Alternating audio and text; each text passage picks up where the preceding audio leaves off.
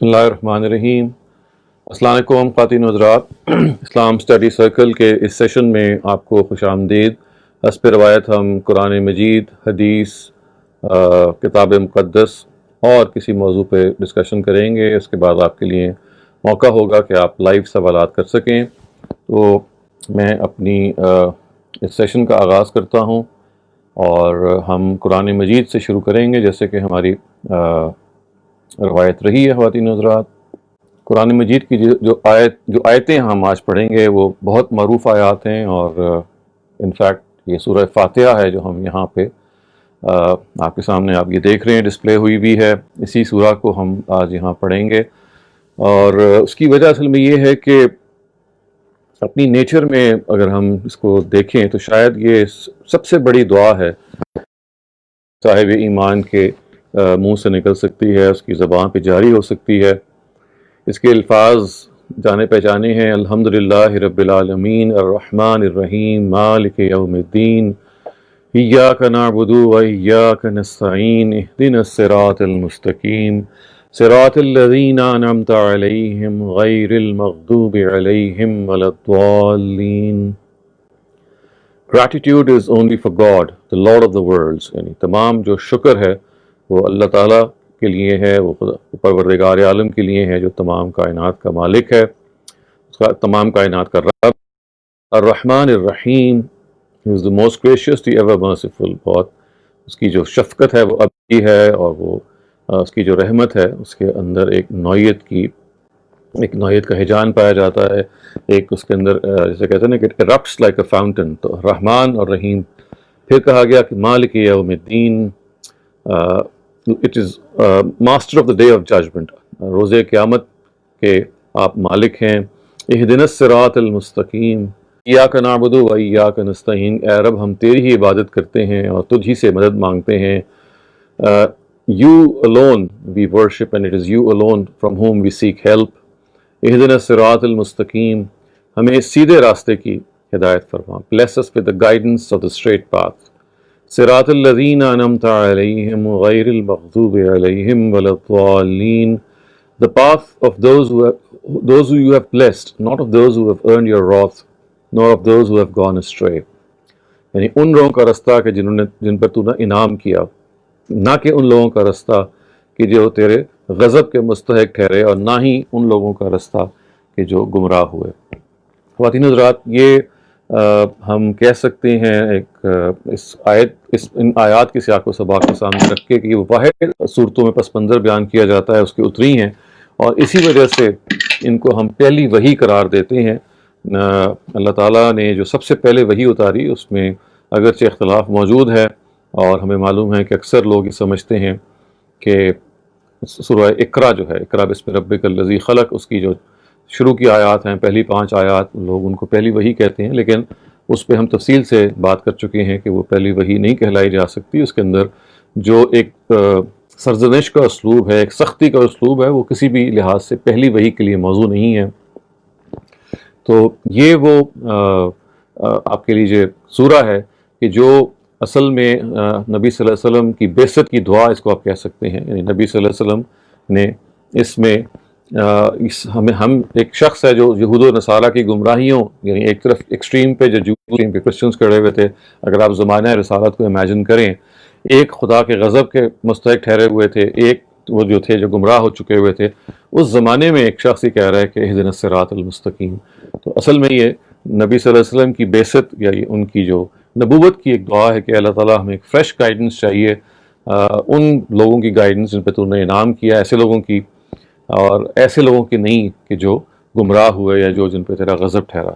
تو یہ خواتین حضرات اصل میں پہلی وحی ہے، اور اس کے جو الفاظ ہیں وہ ایسے ہی الفاظ ہیں کہ آپ جیسے میں نے پہلے بھی عرض کیا ہے کسی اور گفتگو میں کہ بالکل اسی طرح کے الفاظ آپ کو تورات میں مل جائیں گے، اور انجیل میں مل جائیں گے، اور زبور میں مل جائیں گے۔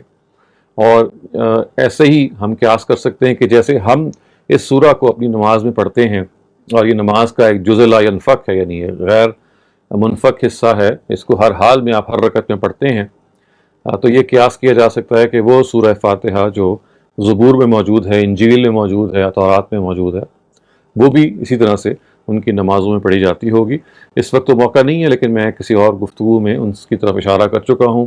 اور آپ یہ دیکھ سکتے ہیں کہ الفاظ کا کچھ اختلاف تو موجود ہے، لیکن اپنی ایسنس میں جس طرح سے یہ ہدایت کی دعا ہے، اسی طرح سے وہ بھی ہدایت ہی کی دعائیں ہیں. اور اس کا جو آغاز معاف کیجیے گا، جو اس کا آغاز ہے یہ بڑا امپورٹنٹ ہے، کیونکہ عام طور سے الحمد کا جو ترجمہ ہے وہ جو مترجمین ہیں وہ تعریف کے مفہوم میں کرتے ہیں کہ تمام تعریفیں اللہ کے لیے ہیں.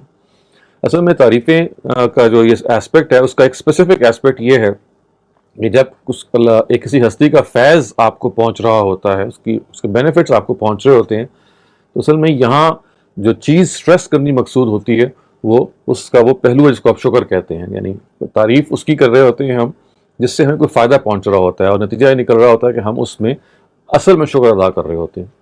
تو جب یہ لفظ اس طرح سے بولا جاتا ہے تو یہ اپنے اندر شکر کا مفہوم رکھتا ہے. تو اس کا صحیح ترجمہ اس موقع کے لحاظ سے یہ ہوگا کہ تمام جو شکر ہے وہ خدا ہی کے لیے ہے.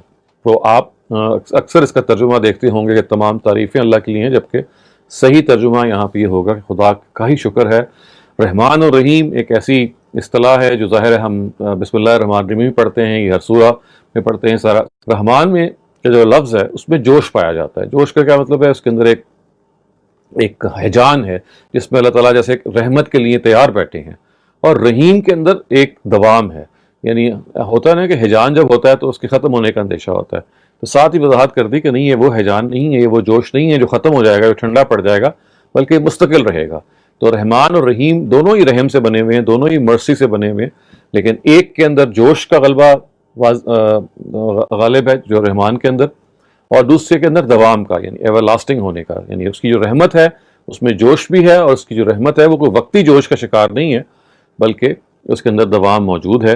اور ظاہر مالک یوم الدین سے یہ مراد ہے کہ اللہ تعالیٰ روز قیامت میں ان کا جو عدل ہے، انہی کا ہاتھ ہے جو ہم دیکھیں گے، انہی کا جو معاملہ پریویل کرے گا. دنیا میں انسان بہرحال یہ دیکھتا ہے کہ اللہ تعالیٰ نے چونکہ اس دنیا کو آزمائش کے لیے بنایا، تو بہت سارے دنیا کے وہ پہلو ہوتے ہیں جس میں آپ نظر آ رہا ہوتا ہے کہ عدل موجود نہیں ہے، اس لیے کہ دنیا عدل کے لیے بنی نہیں ہے، یہ دارالامتحان ہے. لیکن قیامت کے بارے میں یہ بالکل واضح کر دیا کہ نہیں، یہ اللہ تعالیٰ جو ہیں اس کے مالک ہوں گے، اور وہ ٹھیک روز جزا ہوگا. یہ دیکھیے تمہید کی یہ آیات ہیں، اور یہ کہتے ہیں نا کہ جب بھی آپ دعا کر رہے ہوتے ہیں تو عام طور سے اسلوب یہی ہوتا ہے کہ پہلی کچھ آیتوں کو آپ ایک ایکنالجمنٹ کے طور پہ، ایک اعتراف کے طور پہ بولتے ہیں. تو یہ پہلی 3 آیتیں یہ اعتراف ہے. جیسے ہی اس اعتراف کو مکمل کیا تو اب وہ دیکھیں غرض سامنے آ گئی، وہ مقصد سامنے آ گیا، ایاک نعبد و ایاک نستعین. تو ہم یہ کہتے ہیں کہ اے اللہ تعالیٰ، جو ہم شکر آپ کا کرتے ہیں، آپ ہی رحمان ہیں، آپ ہی رحیم ہیں، اور آپ ہی روز جزا کے مالک ہیں. چنانچہ ہم آپ ہی کی ورشپ کرتے ہیں، آپ ہی کی عبادت کرتے ہیں، اور آپ ہی سے مدد مانگتے ہیں. تو یہ اصل میں ایسے ہے، یعنی خطاب پہلی مرتبہ ایاک نعبد و ایاک نستعین سے ڈائریکٹ ہو گیا ہے اللہ کی طرف.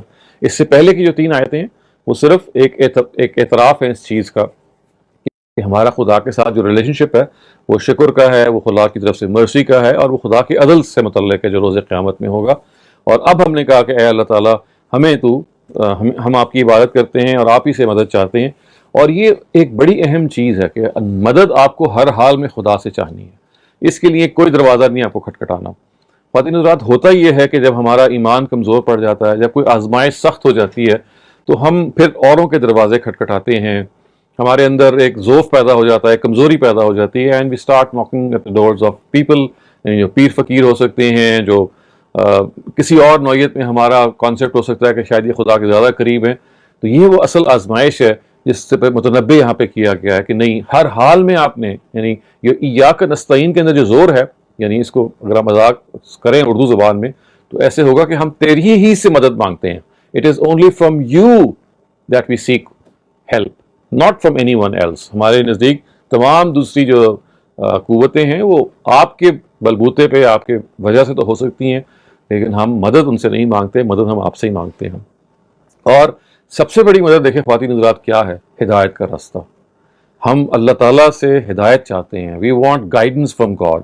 اور یہ ڈیوائن گائیڈنس ہم سب کی ضرورت ہے. اس کی وجہ خواتین حضرات یہ ہے کہ انسان کے اندر وہ خیر و شر کا شعور موجود ہے، جس کے نتیجے میں of course we are able to find a way. But as I said, ایسا نہیں ہوتا کہ جو آپ کی انیٹ گائیڈنس ہے، جو آپ خیر و شر کا شعور ہے، وہ آپ کو تمام ہمیں وہی کی رہنمائی بہرحال چاہیے. جہاں آپ کی جو داخلی رہنمائی ہے اٹ فالز شارٹ، تو وہاں وہی سے اس کو سپلیمنٹ کیا جاتا ہے. اور پھر اس دعا کو جیسے کہ ہم دیکھتے ہیں کہ یہ کہا گیا کہ جن پہ تو نے انعام کیا ہے، ظاہر ہے کہ اللہ تعالیٰ کے جو انعام یافتہ لوگ ہیں وہ کون ہیں؟ وہ انبیاء ہیں، وہ صلحاء ہیں، وہ صادقین ہیں، وہ اہل حق ہیں، وہ اہل خیر ہیں، کہ جو اللہ تعالیٰ کے نام کو، اس کے کلمے کو سربلند رکھتے ہیں. اور یہ ایک خاص ریفرنس ہے غیر المغضوب علیہم ولا الضالین میں. جو لوگ قرآن کے طالب علم ہیں وہی جانتے ہیں کہ الذی غضب علیہم یا الذین غضب علیہم، وہ جن پہ غضب ہوا، یہ قرآن کی خاص اصطلاح ہے. نہیں، مغضوب جو لوگ ہیں وہ زمانہ رسالت کے یہود ہیں یا یہودی ہیں، کیونکہ انہوں نے جانتے بوجھتے حسد کی وجہ سے پیغمبر کا انکار کیا. اور ضالین سے مراد یہاں نصارہ ہیں، لیکن یہ ذہن میں رکھیے گا کہ یہاں پہ جو یہود و نصارہ مراد ہیں، یہ وہ یہود و نصارہ ہیں جو زمانہ رسالت میں موجود تھے، اور جو گمراہ بھی ہوئے، اور جن میں سے جو یہود تھے وہ اللہ تعالیٰ کی اس غضب کے مستحق ٹھہرے. تو اس سے یہ ہم پہلے بھی ڈسکس کر چکے ہیں کہ یہود و نصارہ کی دو قسمیں ہیں. ایک وہ قسم ہے جو زمانہ رسالت میں موجود تھی، یعنی جب نبی صلی اللہ علیہ وسلم زندہ تھے، اور یہ وہ قسم ہے کہ جنہوں نے جانتے بوجھتے انکار کیا اور پھر وہ خدا کی پنشمنٹ یا خدا کی سزا کے سزاوار ٹھہرے. لیکن آج کے جو یہود و نصارہ ہیں، یا آج کے جو جوز اینڈ کرسچنز ہیں، ان کو ہم اس طرح سے انالوگس قرار نہیں دے سکتے، اس لیے کہ ان میں سے بہت سارے وہ ہیں کہ جو رستہ تلاش کرنا چاہتے ہیں، بہت سارے وہ ہیں جن کے رستے میں مسلمانوں کی حرکتیں آڑے آ جاتی ہیں، اور نتیجہ یہ نکلتا ہے کہ ہم خود جس چیز کو سے ہم لوگوں کو بلانا چاہتے ہیں، ہم ہی اس سے دور ہٹانے کا ان کو باعث بن جاتے ہیں. تو یہ ایک ایسی عمدہ دعا ہے، ایسی خوبصورت دعا ہے جو ہمارے لیے ایک بدرکہ ہے، ایک رہنما ہے. اور یہ صرف نماز ہی میں نہیں بلکہ خواتین حضرات جب بھی آپ کو موقع ملے، this is a prayer that we should always offer whenever we are alone، کیونکہ خدا کے ساتھ جو ایک سچا تعلق ہے وہ یہیں سے پیدا ہوتا ہے کہ ہم یہ خداوند تعالیٰ کا اعتراف کریں کہ جتنی بھی نعمتیں ہیں، ہمارا جسم ہے، ہمارے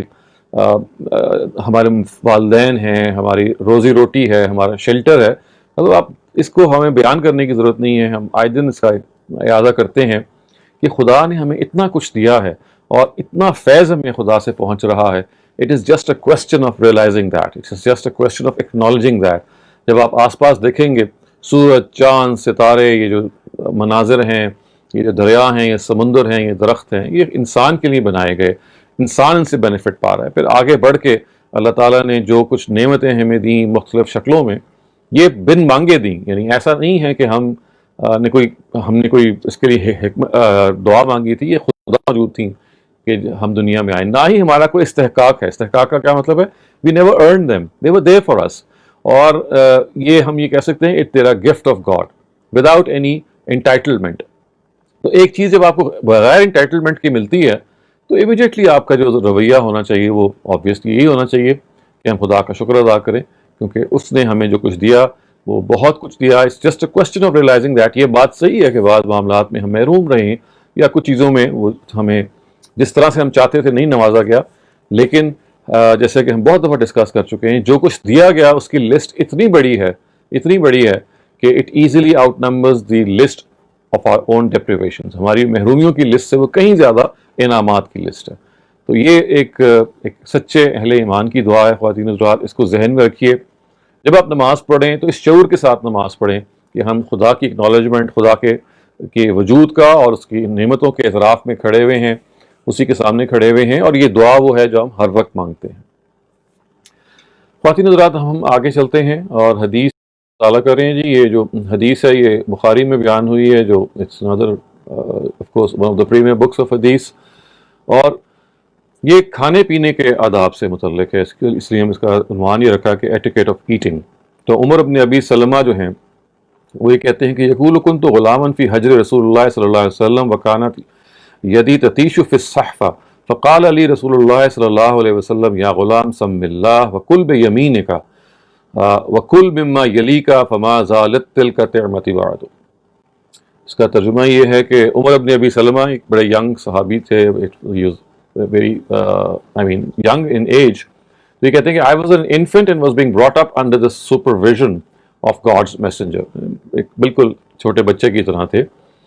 تو یہ کہتے ہیں کہ when while eating, یعنی ایک دن ایسا ہوا کہ when while eating my hand would circulate all over the plate. یعنی ہوتا ہے نا کہ آپ کو ادھر جا رہے ہیں کبھی ادھر جا رہے ہیں.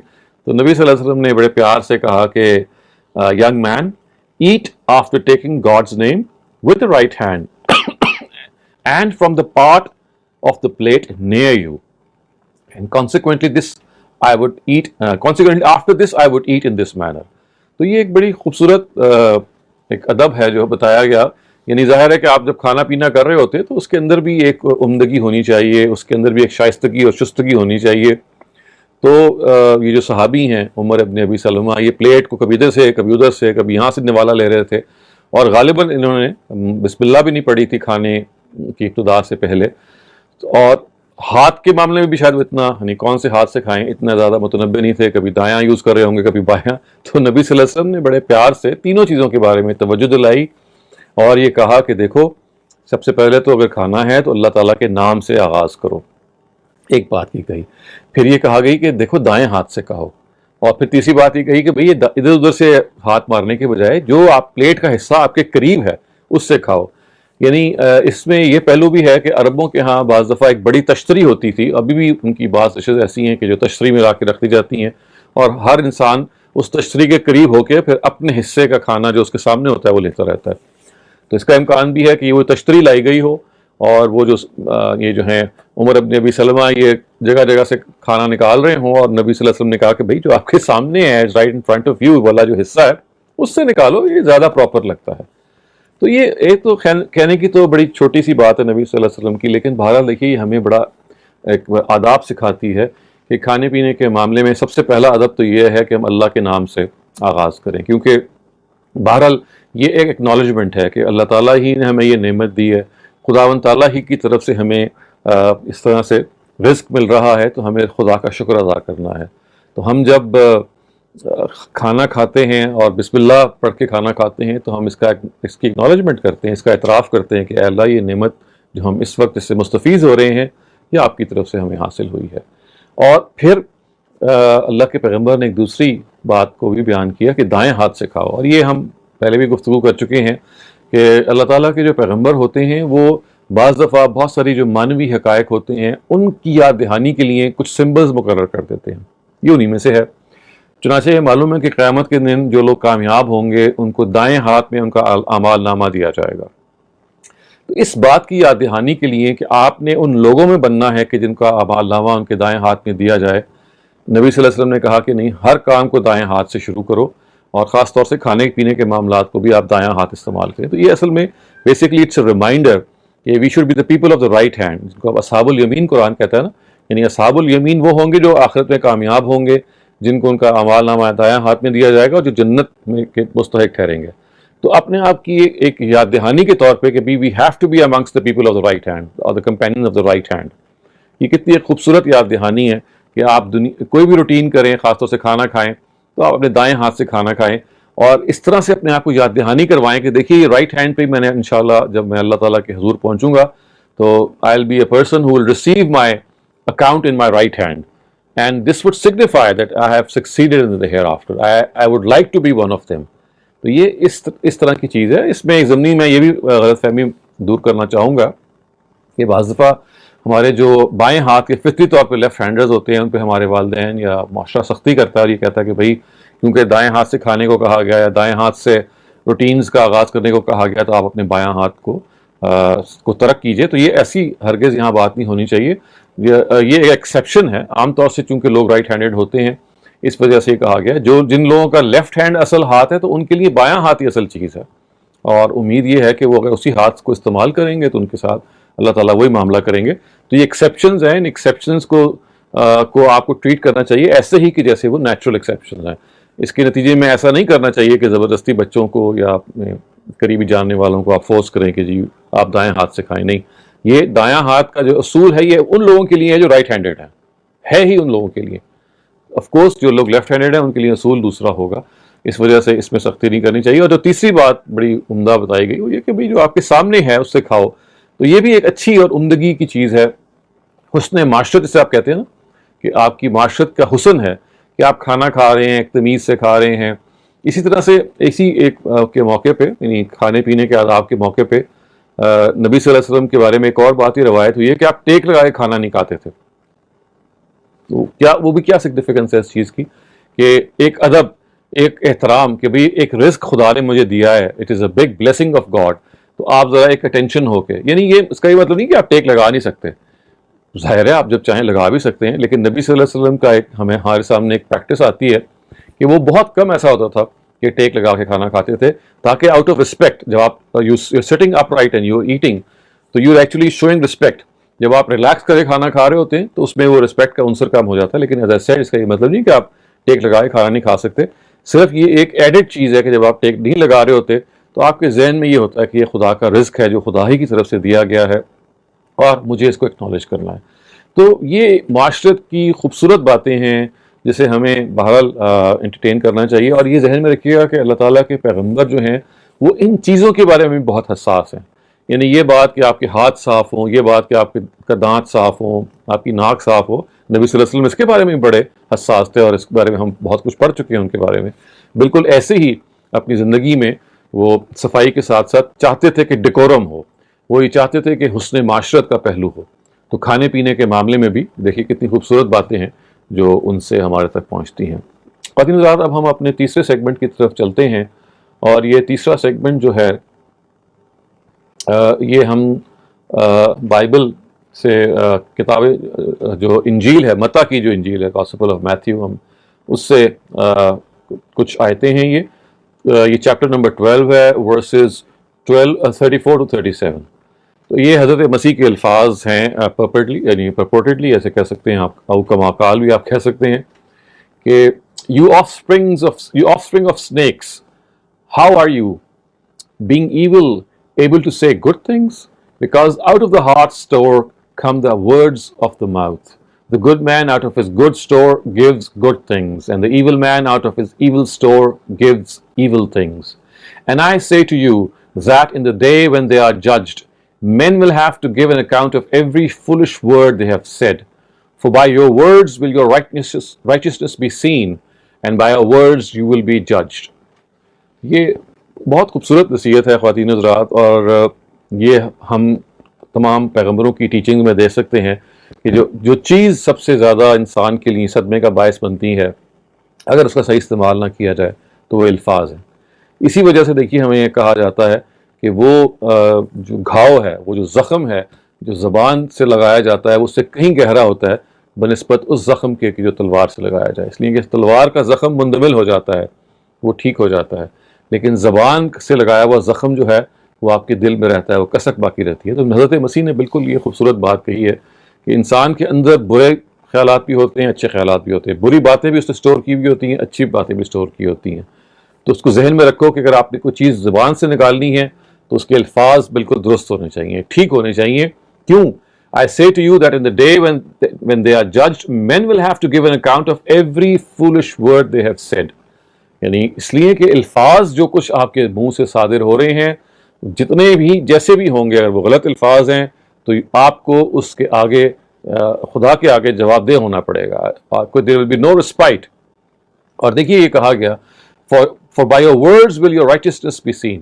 آپ کی جو دینداری ہے اس کا جو اندازہ اللہ تعالیٰ لگائیں گے اس چیز سے، وہ یہ ہے کہ آپ نے الفاظ کیا کہے. اگر آپ کے دل میں بات اچھی بھی تھی، لیکن اگر آپ نے الفاظ نامناسب استعمال کیے، درست استعمال کیے، سخت الفاظ، ایسے الفاظ کے جو ناموزوں تھے، تو یہ اصل میں اس کا مطلب یہ ہے کہ آپ نے اپنی تربیت نہیں کی. یعنی صرف دل ہی میں اچھے خیالات رکھنا کافی نہیں ہے، ان کا اظہار بھی صحیح الفاظ میں ہونا اتنا ہی ضروری ہے.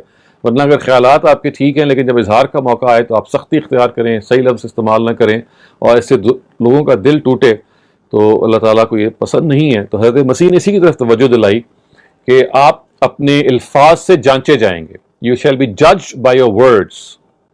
تو خواتین حضرات، ہمیں اس کا بہت خیال رکھنا ہے. ایک ایک لفظ جو ہمارے منہ سے نکلتا ہے اس کے بارے میں سوچنا ہے کہ کہیں میں جو بات کہہ رہا ہوں اس سے کسی کا دل تو نہیں دکھے گا، کوئی غلط مفہوم تو کوئی نہیں لے لے گا. یہ جو بار بار کہا جاتا ہے، محاورہ ہی بن گیا ہماری زبان میں کہ پہلے تولو پھر بولو.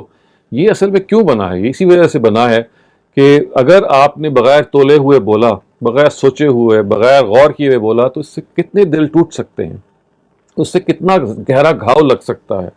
تو اپنے ورڈز کو be very careful in choosing your words.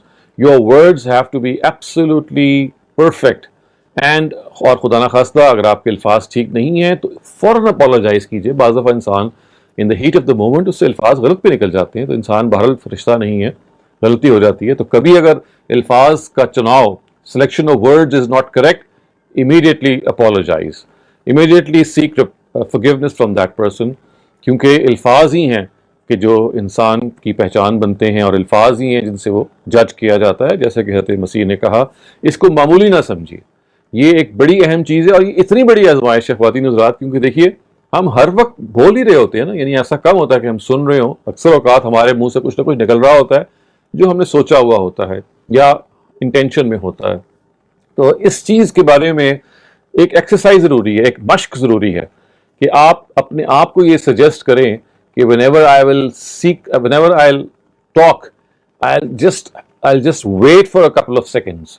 میں پہلے جانچوں گا کہ جو میں کہنے جا رہا ہوں کہ وہ کوئی ایسی بات تو نہیں ہے کہ جس سے کسی کا دل دکھے, یا کوئی ایسی بات تو نہیں ہے کہ جو اپنے مفہوم میں ہو سکتا ہے کہ آپ کے دل میں وہ بالکل ٹھیک ہو, لیکن پرسیپشن کے لحاظ سے, خارج کے تاثر کے لحاظ سے اس کے اندر کوئی سختی ہو, یا اس کے اندر دوسرا آدمی کی غلط مطلب لے لے.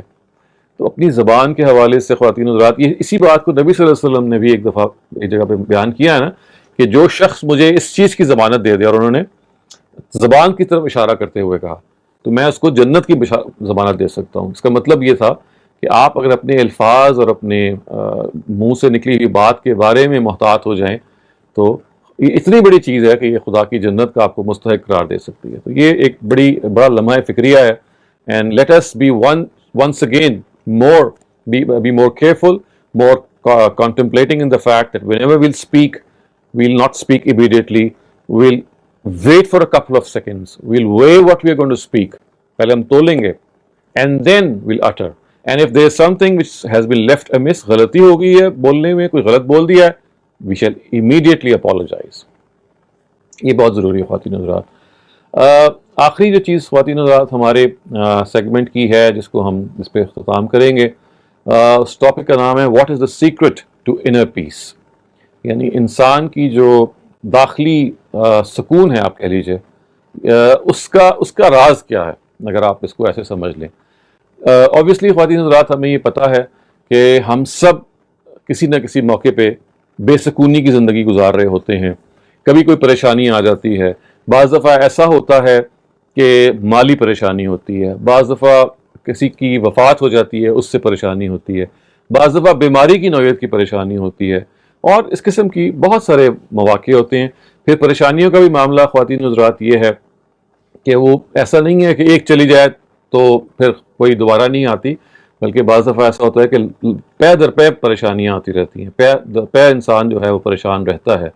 اور پھر یوں بھی ہوتا ہے کہ بعض دفعہ اکٹھی بہت ساری پریشانیاں آ جاتی ہیں. یعنی ایسا نہیں کہ ایک پریشانی سے آپ ایک لحاظ سے سابقہ پیش آئے آپ کو, بلکہ ہو سکتا ہے کہ ایک ہی وقت میں آپ کو مالی پریشانی بھی ہو, آپ کو جسمانی پریشانی بھی ہو, آپ کا کوئی عزیز رشتہ دار بھی آپ سے چلا گیا ہو. مطلب یہ سب چیزیں ہیں جس میں سے ہم سب مختلف اوقات میں گزرتے رہتے ہیں. And what do they do, they tend to disturb our inner peace. ہمارا جو مینٹل پیس ہے, ہمارا جو اندر کا انسان ہے, وہ بے سکون ہو جاتا ہے. وہ اس کو رات کو نیند نہیں آتی, دن کے وقت بھی وہ بے چین رہتا ہے, اور ایک مسلسل ایک اسٹرگل ہے جو ہمارے اندر ہو رہا ہوتا ہے. تو خواتین حضرات میں 4 آپ کو اس میں ٹپس دینا چاہتا ہوں. So I like to give you 4 suggestions, جس کے نتیجے میں یہ جو انر پیس ہے, یہ جو انر کمفرٹ ہے, یہ حاصل ہونے کا امکان پیدا ہو سکتا ہے. یعنی گارنٹی تو نہیں ہے, لیکن ایک بڑا قوی امکان ہے, کیونکہ یہ جو ٹپس ہیں یہ آزمائے ہوئے ٹپس ہیں. پہلی چیز خواتین حضرات یہ ہے کہ ہم میں سے ہر شخص کو اپنی زندگی کا ایک مقصد متعین کرنا چاہیے, اور قطع نظر اس کے کہ ہماری ایج کیا ہے. اگر ابھی تک آپ نے اپنی زندگی کا کوئی مقصد متعین نہیں کیا تو آج ہی بیٹھ جائیے اور یہ سوچئے کہ میں یہ زندگی آئیڈل گزار رہا ہوں. مطلب آئیڈل کا مطلب یہ ہے کہ ایک روٹین میں گزار رہا ہوں, کھانا پینا, تفریح کرنا, رشتہ داروں سے ملنا وغیرہ, جو نارمل طریقہ ہے. لیکن کیا میں نے کوئی زندگی کا مقصد اپنے لیے ڈیفائن کیا ہے؟ کیا کوئی ایم ان لائف ہے میرا, کیا کوئی آبجیکٹیو ان لائف ہے کہ میں نے یہ کرنا ہے, میں نے یہ اچیو کرنا ہے؟ تو آپ شاید حیران ہوں گے کہ اکثر ہم لوگوں نے یہ نہیں کیا ہوا ہوتا، اور ہم ایک جسے کہتے ہیں نا کہ روٹین میں زندگی گزار رہے ہوتے ہیں، یہ ہم نے احساس نہیں کیا ہوتا کہ خداوند تعالیٰ نے ہمیں بہت کچھ نوازا ہوا ہے، کچھ ٹیلنٹ سے نوازا ہوا ہے. اور اگر ہم اپنی زندگی کا جو مقصد ہے وہ اپنے ٹیلنٹس کے لحاظ سے متعین کر لیں تو آپ سوچ نہیں سکتے کہ آپ کی جو مینٹل آکیوپیشن ہے، یعنی آپ کی جو دماغ کی جو انگیجمنٹ ہے وہ اتنی فوکس ہو جاتی ہے کہ یہ جو ڈسٹربنسز ہیں یہ اپنا کردار پھر بھی ادا کرتی ہیں، لیکن اس کا ایک بہت بڑا حصہ اس چیز پہ گزر جاتا ہے کہ چونکہ آپ اپنے مقصد پہ فوکسڈ ہیں تو پریشانی پھر آپ کو تنگ نہیں کرتی، کیونکہ وہ آپ اتنے فری نہیں ہوتے، جسے کہتے ہیں نا اتنے ویلے ہی نہیں آپ ہوتے کہ آپ کو پریشانی کچھ تنگ کرے، کیونکہ آپ کے سامنے ایک آبجیکٹو ہے. آپ نے اس کی مثال دیکھی ایسے ہی ہے کہ جیسے ایک طالب علم نے ایگزام دینا ہے اور وہ 1 مہینے کے بعد ایگزام ہے، اس کو پریپ لیو ہو گئی ہے، اب he is now preparing for the exam. اس ایگزام کے ان دنوں میں جو 1 مہینہ ہے پریپ لیو کا، وہ اپنی سارے ایفرٹ لگا دیتا ہے کہ یار ٹھیک ہے جو بھی پرابلمز ہیں بعد میں دیکھوں گا، جسٹ فورگیٹ دیم، ان 1 مہینے میں مجھے فوکسڈ رہنا ہے. تو اس کو ہاتھ کا ہاتھ سجائی نہیں دیتا. He is always focus on studies and he is doing یعنی ڈے اینڈ نائٹ اسٹڈنگ، اور بعد میں جا کے پھر ظاہر ہے جب ٹائم اس کو ملتا ہے تو باقی چیزوں کو بھی دیکھ لیتا ہے. تو یہ مثال اس چیز کی ہے کہ جب آپ فوکسڈ ہوتے ہیں تو بڑی سے بڑی پریشانی، بڑے سے بڑے پرابلمس کو آپ تھوڑا سا ڈیفر کر دیتے ہیں. اور جیسے کہ میں نے ابھی آپ کے سامنے بیان بھی کیا، اگر آپ زندگی کا ایک پرماننٹ مقصد رکھتے ہیں تو چونکہ وہ مقصد اچیو کرتے ہوئے آپ کو ٹائم بھی لگے گا، اور وہ مقصد ایسا ہے کہ جو ایک پرماننٹ اسٹرگل چاہتا ہے، تو وہ جو پرابلم پریشانی کے آپ کے پاس آئیں گے وہ آپ مسلسل ان کو ڈیفر کریں گے. ڈیفر کرنے کا مطلب یہ نہیں کہ اس کو ایویڈ کریں گے، بلکہ یہ کہ ان سے پریشان ہونے سے انکار کر دیں گے اور اپنے مقصد پہ فوکس کرنا شروع کر دیں گے. تو پہلی چیز یہ بہت ضروری ہے، اور یہ میں اس پہ بہت زیادہ اسٹریس دیتا ہوں، کیونکہ اس نے بہت لوگوں کی ڈپریشن کو، بہت لوگوں کی لو فیلنگز کو، بہت لوگوں کے باک ڈاؤن ہونے کا بہت زیادہ کردار ادا کیا کہ زندگی کو با مقصد بنائیے، زندگی کو ایک ایم سے وابستہ کیجیے. یہ پہلی ٹپ ہے، یہ پہلی سجیشن ہے. دوسری سجیشن خواتین حضرات یہ ہے جس کو ہم کہتے ہیں، یہ پہلی سجیشن کو اگر میں نام دوں تو یہ ہے مشن تھراپی. تھراپی ہے نا یہ، تو mission therapy, you must have a mission in life. دوسری چیز کو میں کہوں گا گریٹیٹیوڈ تھراپی، شکر کی تھراپی، کہ اپنے ارد گرد جو آپ کے سامنے مزری ہے، لوگ جھگیوں میں رہ رہے ہیں، لوگوں کے پاس بجلی نہیں ہے، پانی جو ہے وہ چل کے جانا پڑتا ہے میلوں بعض دفعہ صاف پانی پینے کے لیے، بیماری ہے، فیمائن ہے دنیا بھر میں. آپ دیکھیں بعض جگہوں پہ آگ لگی ہوئی ہے، بعض جگہوں پہ فلڈز آئے ہوئے ہیں، بعض لوگوں پہ سب ہیومن کنڈیشنز ہیں جہاں پہ لوگ رہ رہے ہیں. کبھی آپ افریقہ کے بعض ممالک کا مطالعہ کیجئے جو پرماننٹلی قحط زدہ ہیں، تو آپ حیران رہ جائیں گے کہ کیسے لوگ وہاں پہ زندگی بسر کر رہے ہیں. تو لوگوں کی مزری، یا دنیا میں جو مزری پائی جاتی ہے، دنیا میں جو ایک لحاظ سے غربت اور بیچارگی پائی جاتی ہے، اس کو اپنے مطالعے میں رکھیے. آپ سوشل میڈیا کے ذریعے سے، اخبارات کے ذریعے سے یہ جان سکتے ہیں کہ دنیا میں کیا ہو رہا ہے، بلکہ بغیر آپ کی کوشش کیے وہ آپ حقیقتیں یا وہ خبریں آپ کو آتی رہتی ہیں. تو ان کو سائڈ ٹریک نہ کیجیے، بلکہ ان سے زندگی کے لیسنز کو لرن کرنے کا ایک بہانہ بنائیے، ان کا ایک ذریعہ بنائیے. اور وہ یہ ہے کہ جب آپ لوگوں کو محروم دیکھیں، جب آپ لوگوں کو مزری میں دیکھیں، فوراً آپ کو یہ خیال آئے کہ میں کتنا بلیسڈ ہوں، میں کہاں ہوں اس وقت. میں چھوٹی چھوٹی باتوں پہ کوبل کرتا ہوں، لیکن میں بہرحال بھوک کے مصیبت سے میں نکلا ہوا ہوں. میں نے اگر آج کھانا کھایا ہے، دیکھیں دنیا میں کتنے لوگ ہیں جن کو یہ نہیں پتا کہ اگر انہیں آج کھانا کھایا ہے ان کو کل ملے گا یا نہیں ملے گا. اپنے ہی ملک میں آپ دیکھیے کتنے مزدور ہیں کہ جو دہاڑی لگاتے ہیں لیکن یہ نہیں معلوم کہ اگلی دہاڑی لگے گی کہ نہیں لگے گی. یہ معاملہ علاج کا ہے، یہ معاملہ تعلیم کا ہے. تو اتنی چیزیں ہیں کہ جس میں آپ کو خدا کے ساتھ ایک گریٹیٹیوڈ کا تعلق، اور اتفاق سے جو ہم نے آج قرآن کا حصہ پڑھا وہ بھی چونکہ اسی سے ریلیونٹ ہے، الحمدللہ رب العالمین، سورہ فاتحہ کا آغاز اس سے ہوتا ہے، وہ بھی ایکچولی یہ بتاتا ہے کہ ایکنالج کریں خدا کے ساتھ تعلق کو، ایکنالج کریں گریٹیٹیوڈ کے ساتھ، خدا کے ساتھ ایکنالج کریں اپنے تعلق کو اس شکر کے جذبے سے کہ جو کچھ میرے پاس ہے اے خداوند تعالیٰ یہ تیرا دیا ہوا ہے، اور میں اس سے میں جسے کہتے ہیں نا کہ نہال ہو گیا ہوں، میں سیر ہو گیا ہوں. اور میں ہر روز جب میں صبح اٹھتا ہوں تو میں جب سانس لیتا ہوں اور لوگوں کو اپنے آس پاس دیکھتا ہوں، it is like a new opportunity, it's like a new chance that I now have in life. ہر نیا دن، ہر سورج جو نیا دن میں طلوع ہوتا ہے وہ امکانات کی ایک نئی دنیا لے کے آتا ہے، اور آپ کو بہت ساری آپشنز آپ کے سامنے پیش کرتا ہے. تو مسلسل خدا کا شکر ادا کرنا، counting our blessings. اور جیسے قرآن مجید نے ایک جگہ پہ کہا ہے کہ ان تعدوا نعمت اللہ لا تحصوها، کہ اگر آپ اللہ تعالیٰ کی نعمتوں کو شمار کرنا چاہیں گے تو آپ نہیں کر پائیں گے. اور یہ حقیقت ہے تو اپنے آپ کو اس چیز کا عادی بنائیے. جب آپ گاڑی میں جا رہے ہوں, جب آپ پیدل جا رہے ہوں, واک کر جا رہے ہوں, تو اپنے ماحول کو دیکھیے. جب آپ گاڑی میں جائیں تو دیکھیے دکانیں ہیں, اور کتنی دفعہ آپ دیکھتے ہیں کہ دکانوں سے آپ گزر رہے ہیں, دکانیں خالی ہیں, کوئی گاہک موجود نہیں ہے. تو ان لوگوں کے لیے feel for those people, for those shopkeepers, that they have a lot of merchandise to sell, but there is no one to buy it, and there is such a lot of competition کہ پتہ نہیں وہ کیسے survive کر رہے ہیں. پیڈسٹرینس کو دیکھیں, آپ گاڑی میں جا رہے ہیں, وہ پیدل چل رہے ہیں. ان کو دیکھیے جو سائیکل پہ جا رہے ہیں, ان کو دیکھیے جو موٹر سائیکل پہ جا رہے ہیں, جو گرمی بھی برداشت کر رہے ہیں, سردی بھی برداشت کر رہے ہیں. اسی طرح سے جب آپ پیدل چلتے ہیں تو اپنے آس پاس کی فضاؤں میں آپ دیکھیے کہ جن گھروں سے آپ کا گزر ہوتا ہے, جہاں سے انسان بہرحال جہاں رہ رہے ہیں, یا جو افراد آپ کو کراس کر رہے ہیں جب آپ گزر رہے ہوتے ہیں, تو وہ کس کس مشکل میں ہیں.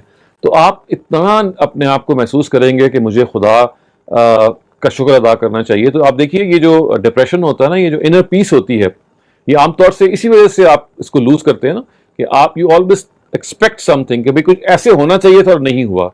تو شکر کا جذبہ آپ کے اندر, یہ جو ایکسپیکٹیشن ہے نا, اس کو ختم کر دیتا ہے, یعنی اس کو ریپلیس کر دیتا ہے. Instead of always thinking of what you don't have, you start thinking of what you have. Instead of thinking of what you don't have, you start thinking of what you have. تو یہ وہ چیز ہے کہ جو آپ کو ایک انر پیس فراہم کرتی ہے. تو یہ دوسری سجیشن ہے, یہ دوسری ٹپ ہے. تیسری سجیشن خواتین حضرات میں یہ دینا چاہوں گا, جس کو الفاظ میں اس طرح سے کہہ سکتا ہوں, reaching out therapy. Reaching out therapy کا کیا مطلب ہے؟ اوروں کی طرف اپنی جو کچھ بلیسنگز آپ کی ہے ان کا رخ موڑ دینا, اپنی بلیسنگز کو دوسروں سے شیئر کرنا. یہاں اتنا شیئر کرنا کہ اگر آپ دوسروں کی میزریز کو شیئر کریں گے, مثال کے طور پہ اپنی بلیسنگز کو تو آپ ان سے شیئر کریں, اور ان کی میزریز کو آپ خود شیئر کریں, تو آپ اپنا دکھ بھول جائیں گے. یعنی اگر آپ چاہتے ہیں کہ آپ دکھی نہ ہوں, آپ یہ چاہتے ہیں کہ آپ اپنے حوالے سے پیسفل ہوں, تو لوگوں کے دکھوں کو اپنائیے. لوگوں کے دکھوں کو آپ اپنائیں گے تو اپنے دکھ کو آپ بھول جائیں گے. تو reach out to people and try to help them out by listening to them, by just being available for them.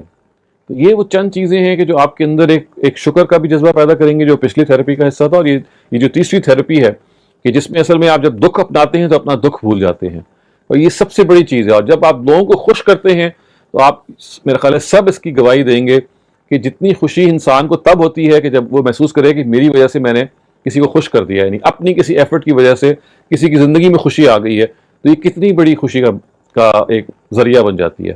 تو یہ ایک ریموٹ ایک لحاظ سے ہے جو آپ کے ہاتھ میں ہے. اگر آپ خود خوش ہونا چاہتے ہیں, خود آپ پیس آف مائنڈ حاصل کرنا چاہتے ہیں خواتین حضرات, تو لوگوں کے اندر خوشیاں پیدا کیجیے, اور لوگوں کی جو میزریز ہے وہ اپنائیے, ان کو سنیے, اور آپ محسوس کریں گے کہ آپ اپنے دکھ کو بھول گئے ہیں. یہ تیسری چیز ہے. چوتھی اور آخری چیز ان سے مختلف ہے خواتین حضرات, اور وہ بہرحال یہ ہے کہ جب بھی آپ زندگی گزاریں, تو چونکہ ہم جب اسٹریس میں زندگی گزار رہے ہوتے ہیں, ہم سب لوگ جو ہیں کوئی نہ کوئی پرابلم میں گرفتار ہوتے ہیں, ریلیکس کرنے کا موقع نہیں ملتا. تو relaxation is very important every day. 15-20 minute, آدھا گھنٹہ کوئی ورک آؤٹ کرنا, کوئی ایکسرسائز کرنا جس میں آپ کا پسینہ نکلے, جس کو ہم کارڈیو ایکسرسائز کہتے ہیں, آپ کا ہارٹ ریٹ ایک خاص لیول پہ جائے, یہ اشد ضروری ہے.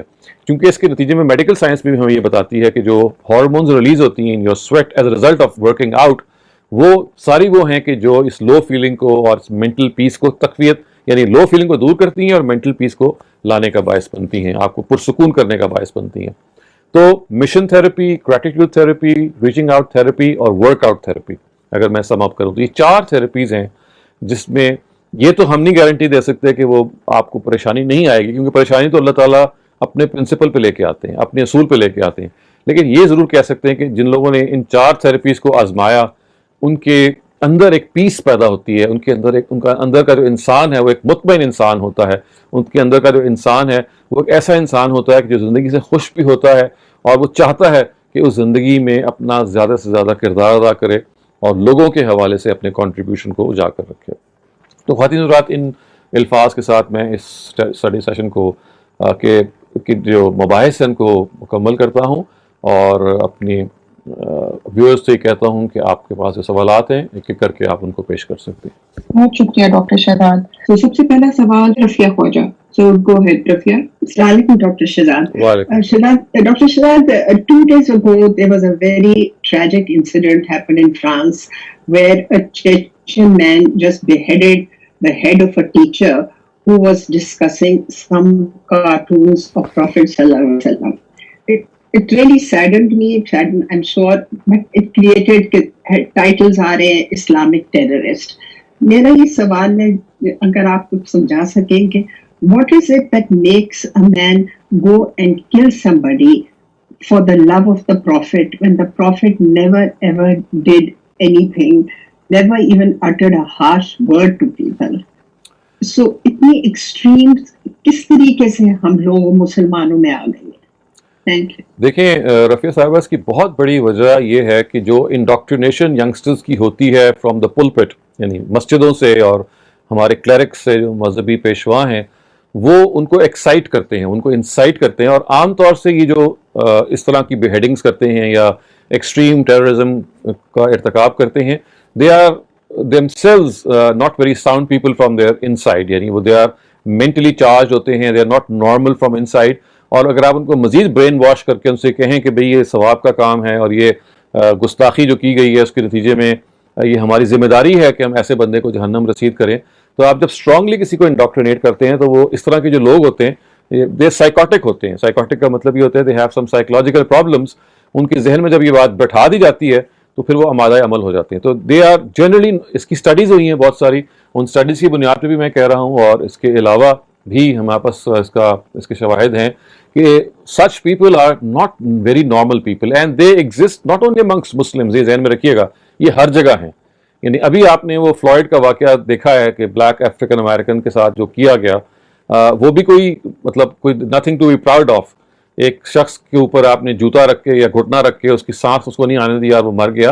तो ये इंसान की जो बहीमाना शख्सियत है, उसकी जो एनिमल इंस्टिंक्ट्स हैं, they are found in every human, I mean not every human being, I mean कह रहा हूँ regardless of religion, ये पाया जाता है.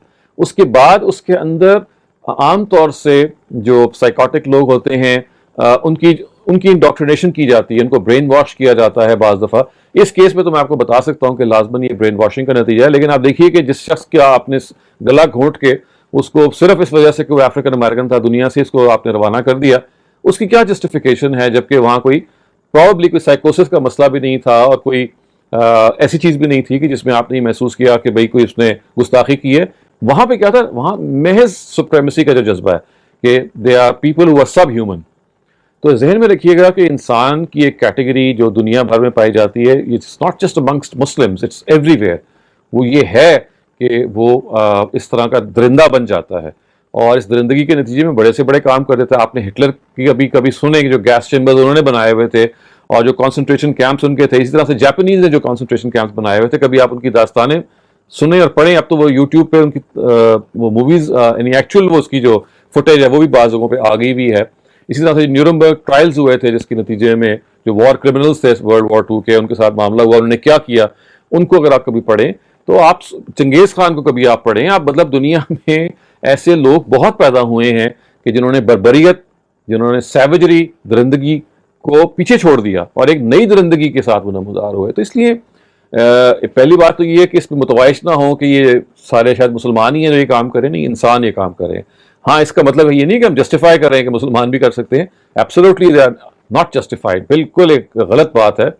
लेकिन इन मोस्ट केसेस जहाँ पे मुसलमान ये काम कर रहे होते हैं, जैसे हमें मालूम है कि पाकिस्तान में भी कितनी ज़्यादा इस तरह के कत्ल व गारत के मामला हुए हैं कि मशहूर लोगों को मारा गया, उसके बारे में भी हमें पता चलता रहा है कि जो लोग ये काम करते रहे हैं दे वर virtually people who needed rehabilitation.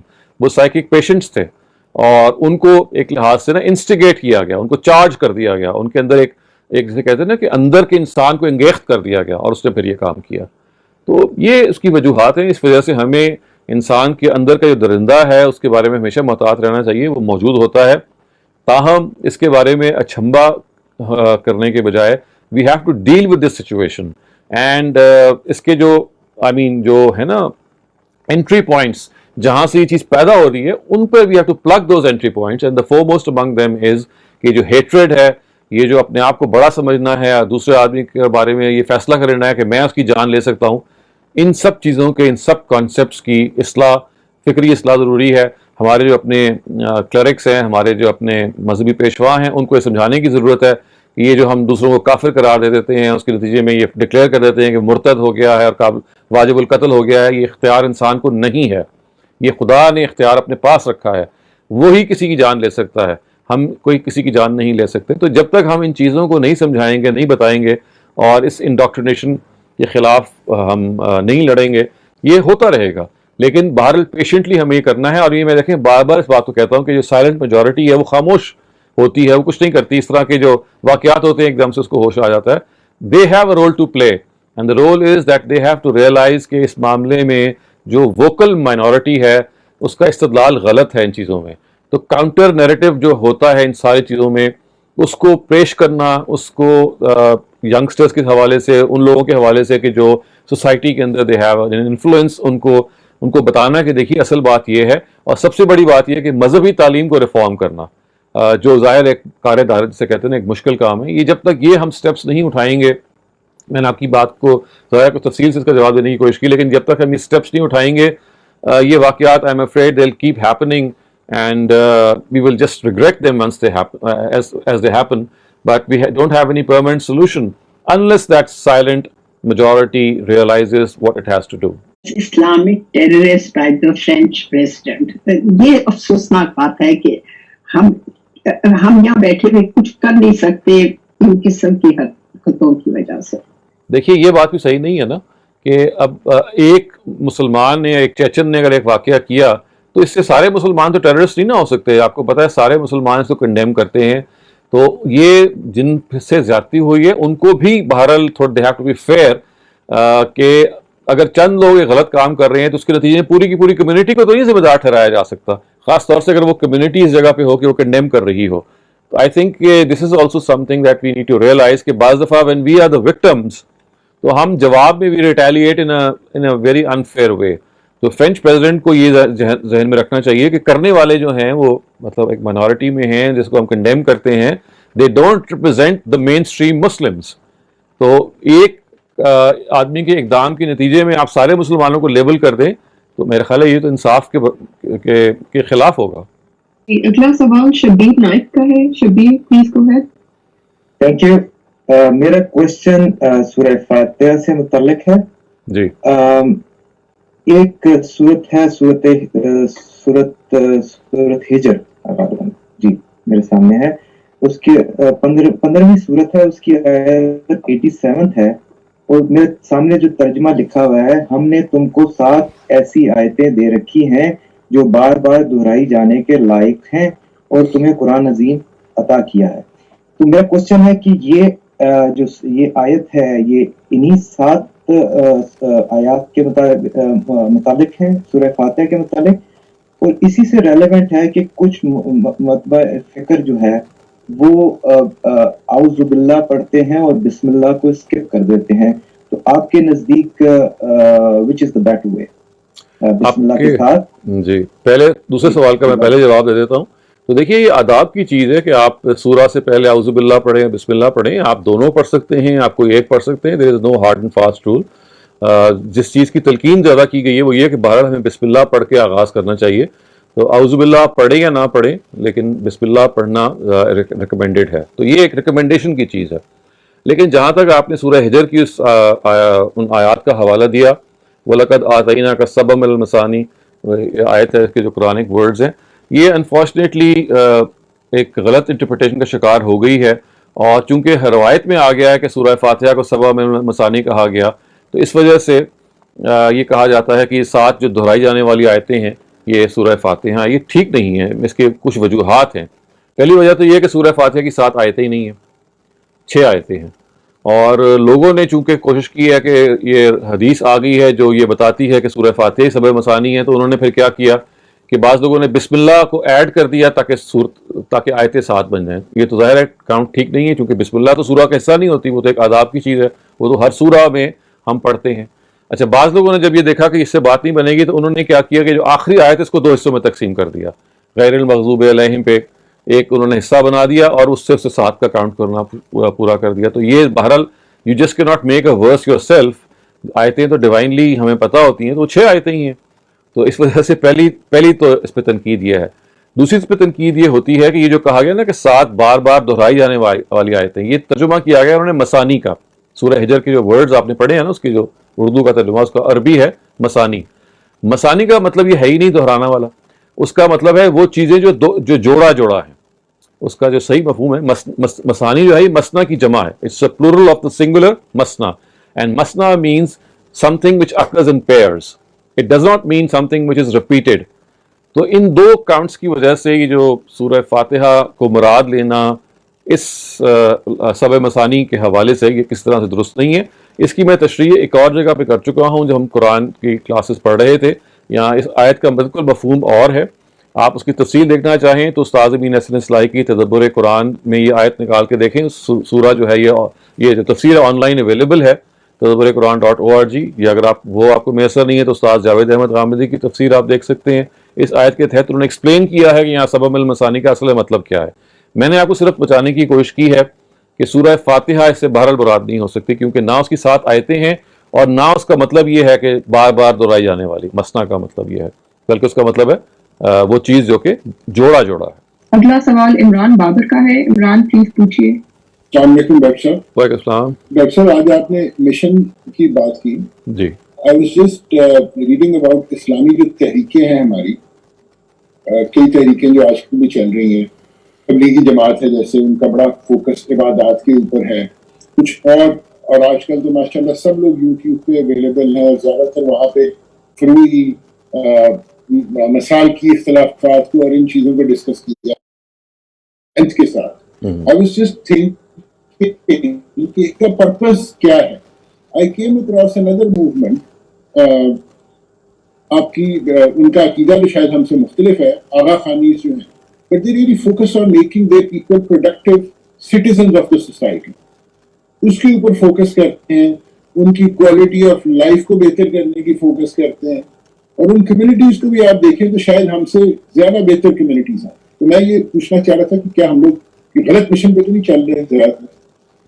دیکھیں آپ کی کیا ہے؟ جی, آغا خانی جو ہے نا, چونکہ وہ مائنورٹی میں ہے تو ساری جو مائنورٹیز ہیں نا وہ اپنے آپ کو پریزرو کرنا چاہتی ہیں, they want to stand out. تو یہ ان کی بہت پازیٹیو کنٹریبیوشن ہے آغا خانیز کی, کہ ان کا ہر شخص جو ہے وہ پروڈکٹیو ہے, ان کا ہر شخص جو ہے وہ کسی نہ کسی مقصد کے ساتھ جڑا ہوا ہے. اور چونکہ وہ چاہتے ہیں کہ they want to make a difference in the society that they live in, تو یہ اس کی ایک بڑی مثال حبیب بینک ہے. جو لوگ پاکستان میں رہتے ہیں وہ یہ جانتے ہیں کہ آغا خان فاؤنڈیشن نے آج سے کئی سال پہلے جب حبیب بینک کو انہوں نے لیا تو اس کا کیا حال تھا, اور ابھی میں کل ہی پڑھ رہا تھا کہ اس کا جو پروفٹ ہے اور اس کی اسٹینڈنگ ہے وہ almost back to number 1 now. This is just one thing. لیکن other than that Aga Khan Foundation کے بے تحاشا ایسے ویلفیئر کے پروجیکٹس ہیں جو مطلب دے آر مائنڈ باگلنگ. آپ حیران ہو جاتے ہیں کہ اتنا زبردست کام انہوں نے کیا. تو اس وجہ سے یہ تو بالکل ٹھیک ہے کہ انہوں نے صحیح طرح سے پرزرو کیا, لیکن میرا خیال ہے کہ it is the lack of realisation on our part جس کے ہم شکار ہیں. اور یہ جو لیک آف ریئلائزیشن ہے یہ یہاں سے پیدا ہوتی ہے کہ جب تک آپ کے اپنے جو پیرنٹس ہیں اور جب تک آپ کا جو تعلیمی نظام ہے وہ بار بار آپ کو یہ نہ بتائے کہ دیکھو زندگی کو ایک مقصد طریقے سے گزارو, زندگی کا آبجیکٹو ہونا چاہیے. یہ جو بھیڑوں کی طرح زندگی گزارنی ہے, تو مطلب میں سوری ذرا سخت الفاظ استعمال کر رہا ہوں کہ جانوروں میں اور انسانوں میں اگر کوئی فرق ہے تو ظاہر ہے وہ کچھ ہونا چاہیے نا, کہ کوئی ہائر آبجیکٹو کے ساتھ وہ جئیں. ورنہ دیکھیے کھانا پینا, بچے پیدا کرنا, آرام کرنا, مطلب یہ سارے کام یہ جانور بھی کرتے ہیں. چلیں انسان کچھ بہتر کر لیتے ہیں, ویرائٹی زیادہ ہوتی ہے, لیکن اصل میں انسان کے اندر جو خدا نے ایپٹیٹیوڈ اور ٹیلنٹس رکھے ہوئے ہیں وہ کتنے زیادہ ہیں, ان کو ریئلائز کرنا اور اس کے نتیجے میں trying to make a difference in the society that we live in. تو یہ اس کی اویئرنیس جیسے آغا خانی پیدا کرتے ہیں تو وہ اپنی they start from which is the first seat of learning from their mothers. میں ابھی ریسنٹلی ہاشوانی صاحب آلسو ان آغا خانی, ان کی بایوگرافی پڑھ رہا تھا, جو پرل کانٹیننٹل اور میرٹ کی چینز وغیرہ ان کے یہ مالک ہیں.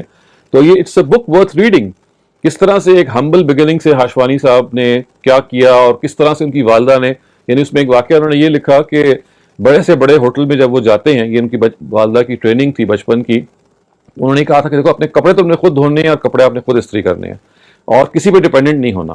تو انہوں نے لکھا کہ آج بھی میں دنیا بھر میں جاتا ہوں, بہت زیادہ لیوش ہوٹلس پہ ہوٹلنگ وغیرہ ہوتی ہے, لیکن نہ کبھی میں نے لانڈری میں اپنے کپڑے دیے ہیں, نہ کبھی میں نے جوتے کسی کو پالش کرنے کے لیے دیے ہیں.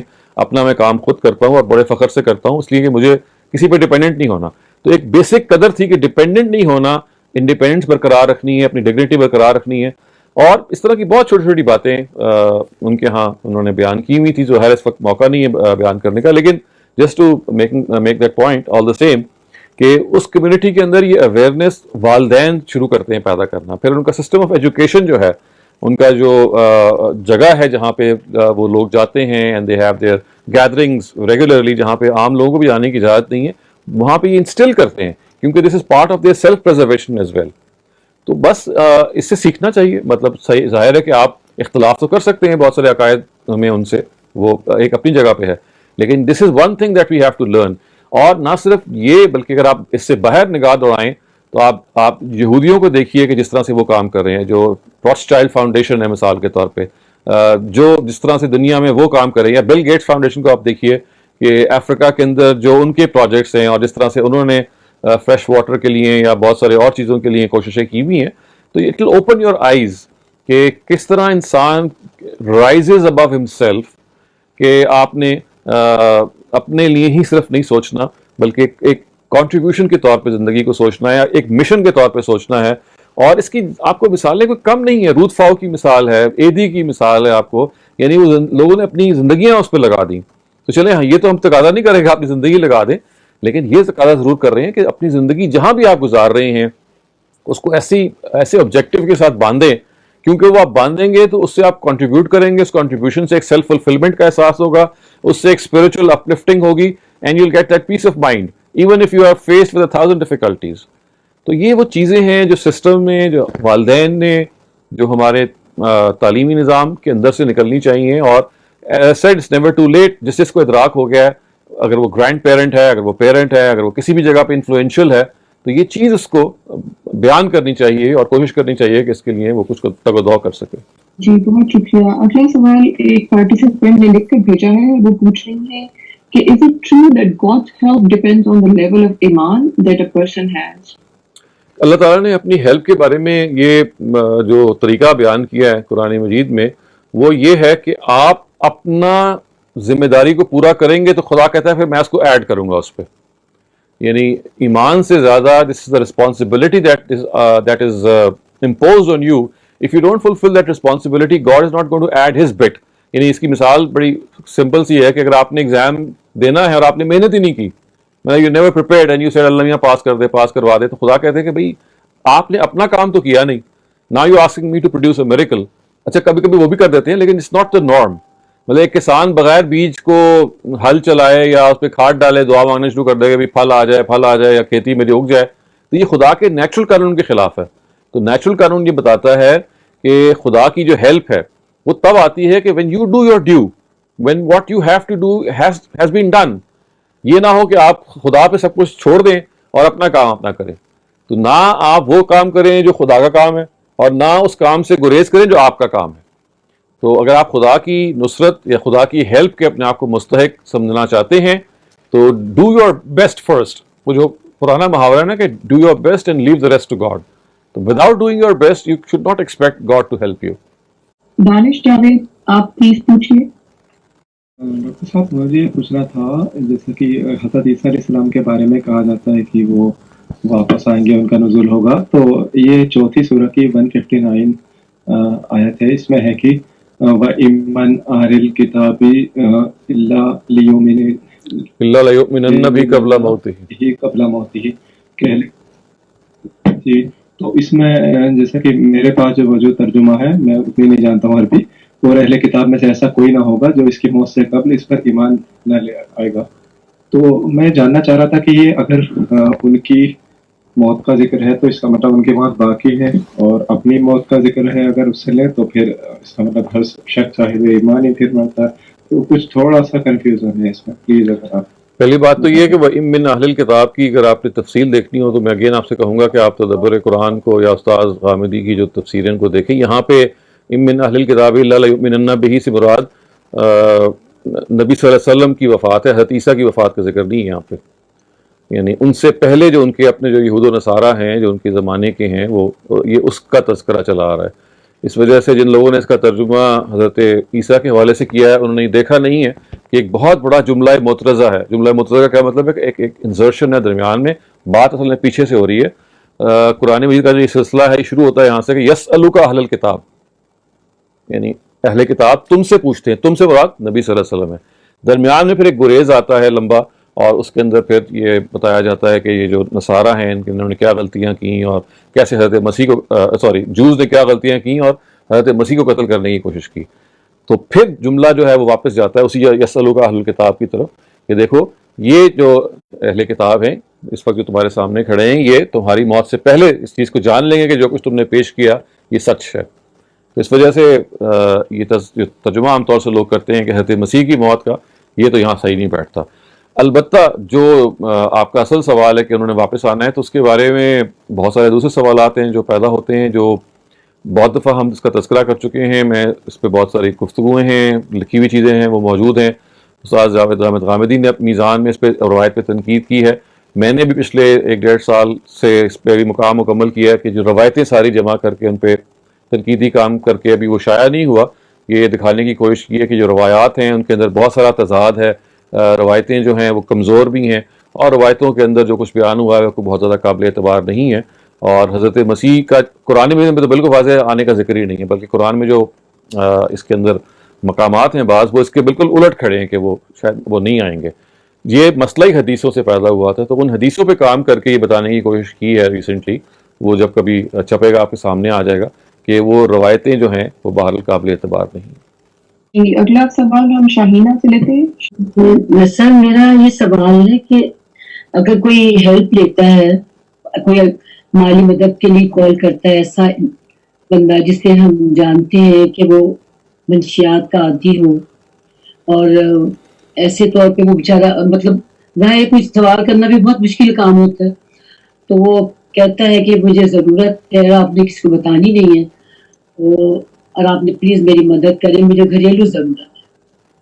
تو پھر اس کے لیے تو آپ کیا کہتے ہیں؟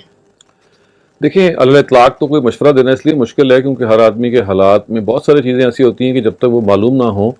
لیکن بہرحال اگر آپ کو یہ اطمینان ہو جائے کہ ایسا شخص جو ہے اس کی ضرورت اس کے گھر کی ضرورت ہے یا کوئی ایسی چیز ہے کہ جو اس کی اسینشل ضروریات سے متعلق ہے تو ضرور مدد کرنی چاہیے. اس کی وجہ یہ کہ اگر وہ پیسے اس نے اسی مقصد کے لیے استعمال ہوں گے جس مقصد کے اس نے مانگے ہیں نشے کے لیے استعمال نہیں ہوں گے تو یہ تو ایسے ہی ہے جیسے آپ کسی بھی اپنے مسلمان یا کسی بھی انسان کی مدد کر سکتے ہیں. سر جیسے اگر نہیں پتا جب کسی پتہ ہی وہ تو الگ یہ اس نے کہا ہے تو میں ایک مثال دے رہی ہوں. کوئی بھی دروازے پہ بھی آتا ہے کچھ اس طرح کے ہوتے ہیں جو پتہ ہوتا ہے سب کو کہ یہ بیچارے نشئی ہے تو کیا اس کو پھر کھانے کے لیے یا اس کو پیسوں کے لیے دینا کوئی اس میں برائی تو نہیں ہے؟ نہیں بالکل بھی نہیں.